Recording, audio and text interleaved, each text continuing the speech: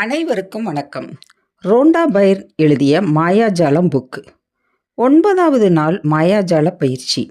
பணத்தை ஈர்க்கும் காந்தம். நன்றியுணர்வை கொண்டே வாழ்க்கை வளமடைகிறது அப்படின்னு ஒரு கிறிஸ்தவ பாதிரியார் சொல்லியிருக்காரு. நன்றியுணர்வு என்பது செல்வ வளம், குறை கூறுதல் என்பது ஏழ்மை. இதுதான் உங்களின் ஒட்டுமொத்த வாழ்வின் பொன்விதி. இது உங்களோட ஆரோக்கியமாக இருந்தாலும் சரி, இல்லைன்னா உங்களோட வேலை, உறவுகள், பணமாக இருந்தாலும் சரி, உங்ககிட்ட இருக்கிற பணத்துக்காக உங்களால் எவ்வளவு அதிக அளவு நன்றி உணர்வோடு இருக்க முடியுதோ அவ்வளவு அதிகமான செல்வத்தை நீங்கள் பெறுவீங்க. அதே இது எவ்வளவுக்கு எவ்வளவு பணத்தை பற்றி நீங்கள் அதிகமாக குறை சொல்கிறீங்களோ அவ்வளவுக்கு அதிகமாக வறியவராக ஆவீங்க. இன்னைக்கு மாயாஜால செயல்முறை பயிற்சி என்னன்னா, பணத்தை பற்றி நன்றியுணர்வை வெளிப்படுத்துங்க. அது உங்களுக்குள்ளே இருக்கும் பணச்சூழல்களை மாற்றுவதற்கான சக்தியை இருமடங்காக்கும். பெரும்பாலான மக்கள் பணத்தை பற்றி குறை சொல்கிறதே இல்லை அப்படின்னு நினச்சிக்கிட்டு இருக்காங்க.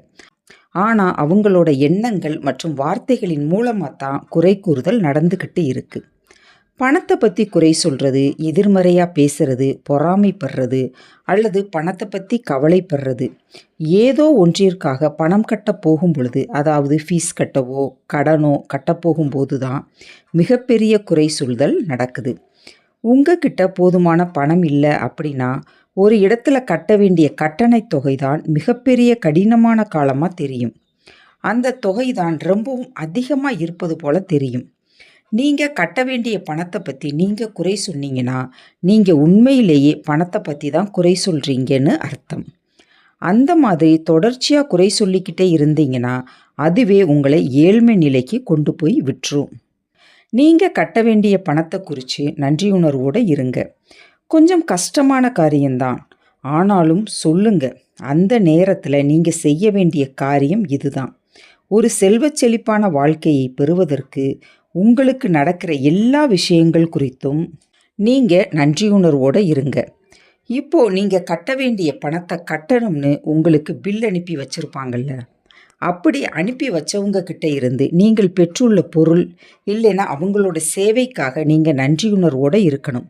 அப்படி இருந்தீங்கன்னா அது உண்மையிலேயே உங்கள் வாழ்க்கையில் மிகப்பெரிய தாக்கத்தை ஏற்படுத்தும்.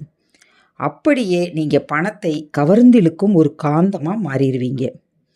உங்களோட வீட்டுக்காக நீங்கள் செலுத்த வேண்டிய வாடகையாக இருக்கட்டும் அல்லது மாதம் தவணை தொகையாக இருக்கட்டும், நீங்கள் குடியிருப்பதுக்கு உங்களுக்கு ஒரு வீடு இருக்குல்ல, அந்த மாதிரி உங்களுக்கு கடன் கொடுக்குறவங்க, வாடகைக்கு வீடு கொடுக்குறவங்க இல்லைன்னா என்ன செய்வீங்க? நீங்கள் தெருவில் தான் வாழ்ந்துக்கிட்டு இருப்பீங்க. அதனால் உங்களுக்கு கடன் கொடுத்தவங்க குறிச்சோ அல்லது உங்களோட வீட்டின் சொந்தக்காரவங்க குறிச்சோ நீங்கள் நன்றியுணர்வோடு இருங்க. ஏன்னா நீங்கள் ஒரு வீட்டில் வாழ்கிறதுக்கு உங்களுக்கு கொடுத்துருக்காங்க.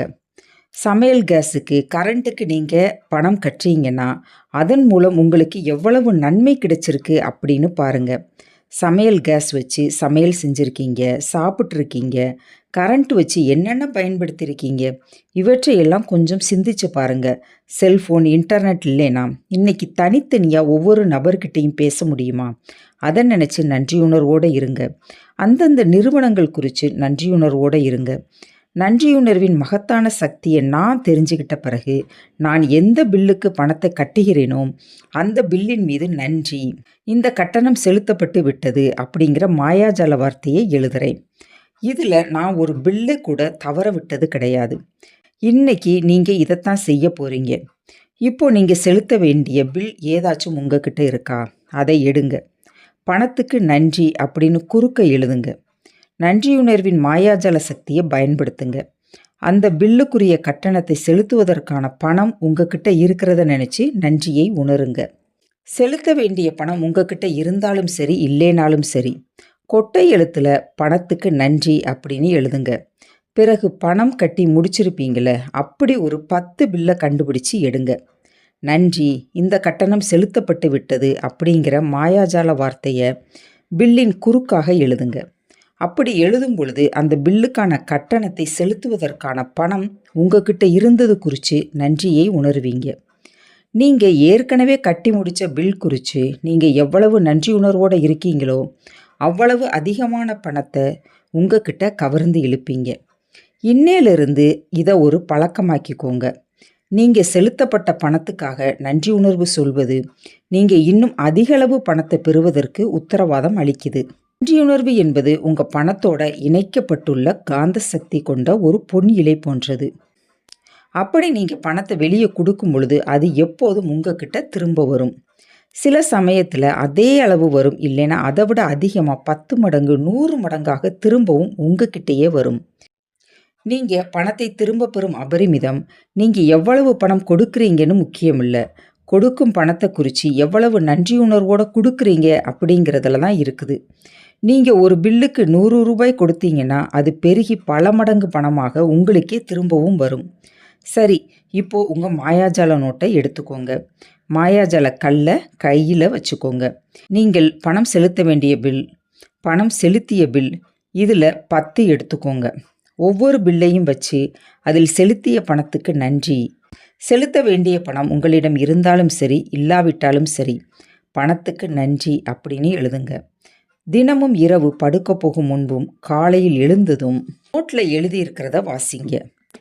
கடைசியில் நன்றி நன்றி நன்றி அப்படிங்கிற மாயாஜால வார்த்தையை சொல்லுங்க. பணம் அபரிமிதமாக உங்களுடைய வாழ்க்கைக்குள் வரும். நீங்கள் பணத்தை ஈர்க்கும் காந்தமாக மாறுவீர்கள். 10வது நாள் பயிற்சியை அடுத்த வீடியோவில் காணலாம். நன்றி, வணக்கம்.